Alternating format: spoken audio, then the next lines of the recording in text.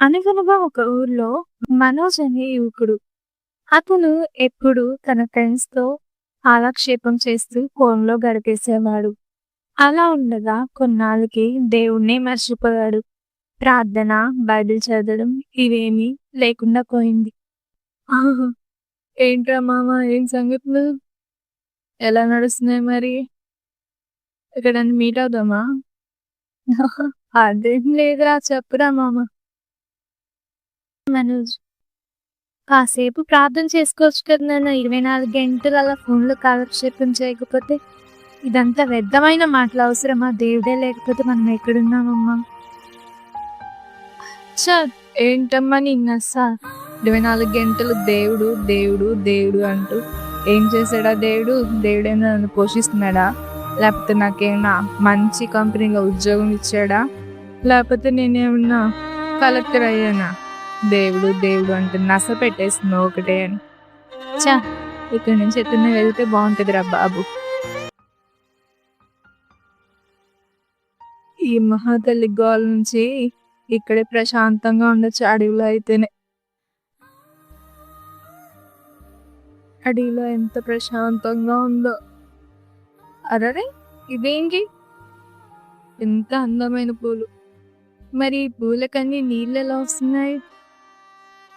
ఎవరు నీళ్ళు పోయరు కదా! మరి ఈ పూలేంటి ఇంత అందంగా ఉన్నాయి? స్తోత్రమేసయ్యా, స్తోత్రమేసయ్యా. సరే ఈ పువ్వు మాట్లాడుతుంది. నువ్వు మాట్లాడగలవా? మీకేం కావాలి? చెప్పండి. మీకు నీళ్ళెవరు పోస్తారు? ఇంత అందంగా ఉన్నారు.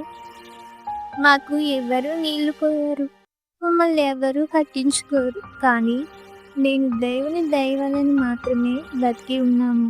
ఇంత అందంగా పూస్తున్నాము. దేవుడే మా రక్షకుడు. దేవుడే మా పోషకుడు. దేవుడు మమ్మల్ని ఎప్పుడు మర్చిపోడు. అందుకే మేము దేవుని స్తుతిస్తాం. మీకు దేవుడే నీళ్లు పోసాడా? అవును. దేవుడు కన్న తండ్రిలా నా గురించి చూసుకున్నాడు. ఇంకా నిన్ను మర్చిపోతాడా? నీ కోరికలు నీవు కోరిన సమయానికి కాకపోవచ్చు, కానీ నీకు కావాల్సిన సమయానికి అప్పుడు దాన్ని ఇస్తాడు. ఆ మాటలు మనోజ్ మనసుని తాకాయి. ఆ రోజు రాత్రి మొదటిసారి అతడు మొబైల్ కాదు దేవునితో మాట్లాడాడు. కన్నీటి ప్రార్థనతో దేవుడి పాదాలు తడిపి రక్షణ పొందుకున్నాడు. నన్ను క్షమించు దేవా, నీ దయ ఎప్పుడు నాతోనే ఉందని నాకిప్పుడే అర్థమైంది. అడవి పువ్వులు దేవుని అద్భుతం. మన జీవితం కూడా ఆయన దయే. అవి నీళ్ళు లేకపోయినా బ్రతుకుతాయి. ఎందుకంటే దేవుడు వాటి తల్లిలా, తండ్రిలా ఉన్నారు. మరి మనల్ని మాత్రం దేవుడు పోషిస్తున్నప్పటికీ, మరి మనం బ్రతకడానికి శ్వాసనిస్తున్నప్పటికీ, మనకు ఆయుష్కాలాన్ని, ఆయన కృపని, ఆయన దయని ఇస్తున్నప్పటికీ, మరి మనం మాత్రం దేవుడిని విడిచిపెట్టేసి, దేవుడు నాకేం చేశాడు? ఎందుకు నాకేం చేయలేదు అనుకుంటూ దేవుడికి దూరంగా జీవిస్తున్నాం. ఒకసారి ఆలోచించండి. మీ జీవితంలో దేవుడికి స్థానం ఉందా?